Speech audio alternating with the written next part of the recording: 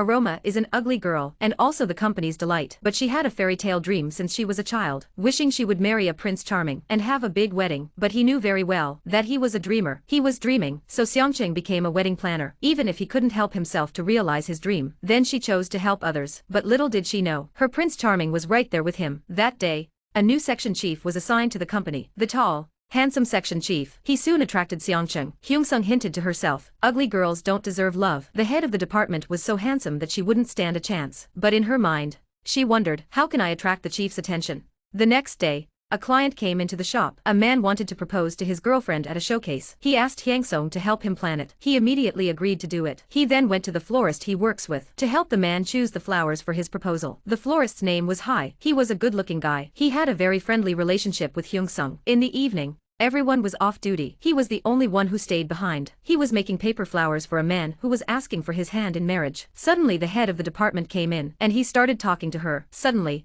the chief hugged Kaoru and confessed his love for him. He said he wanted to marry and have children with her. He was so shocked. She thought he was joking with her, but he was so serious. So the chief is the ugly monster, and Hyungsung was the ugly girl he's been looking for. Who would have thought that a tall, handsome man would be an ugly monster? The uglier he is, the more he loves him. After hearing the chief's explanation, Kaesong shook off his hand. She felt it was an insult to herself. The next day at the presentation, a man got down on one knee and proposed to his girlfriend, but as soon as he opened the ring, when she slapped him across the face, she then got up and left the venue. The show ended early. Hyungshing's wedding company was left with no customers. Hyungshing blamed all the blame on himself, and apologized to her colleagues. The colleagues said they were fine with it, but the section chief was cool and silent. In the evening, he found Hoi for dinner. At the beginning of the meal, Hoi said he was going home. It turned out that his girlfriend and him had broken up, but after a long time of contact, Hoi found himself in love with Hyungshing and invited Xiangqing to live with him in his hometown. He was shocked by Hai's confession. He dropped his spoon into the pot. Hyungchang's eyes. He was also splashed with chili oil. When she went to work the next day, his eyes were all swollen. The section chief thoughtfully gave him. He was referred to an ophthalmologist. Xiangqing came to the hospital to find out. The doctor turned out to be a man, his girlfriend who failed to propose to him. The doctor told Hyungsung, it's not that he doesn't love men, it's just that he thinks he is very ugly. I don't deserve a good-looking man. Knowing the truth, Hyungsung decided to help the two lovers, so she asked them out together the next day and asked them to express their feelings.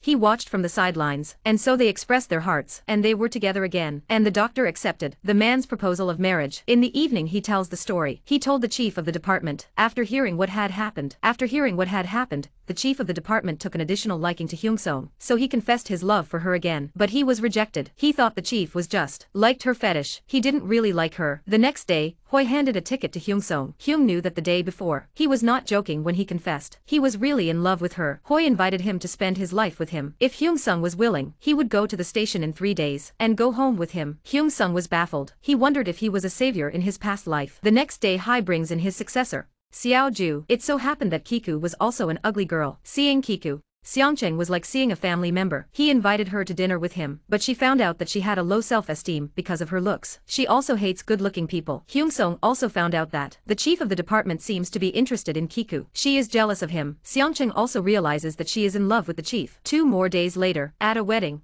Xiao Ju deliberately plays tricks on him. At the upcoming wedding, Xiao Ju deliberately didn't make the bouquet. The wedding was about to start. Xiangqing was very anxious. He turned around and ran to the florist by himself. With another colleague, he was about to make a new bouquet. But Xiao Ju was talking nonsense. He finally couldn't take it anymore. He yelled at Xiao Ju. She said that people can be unattractive, but you must be kind-hearted. Because of your jealousy.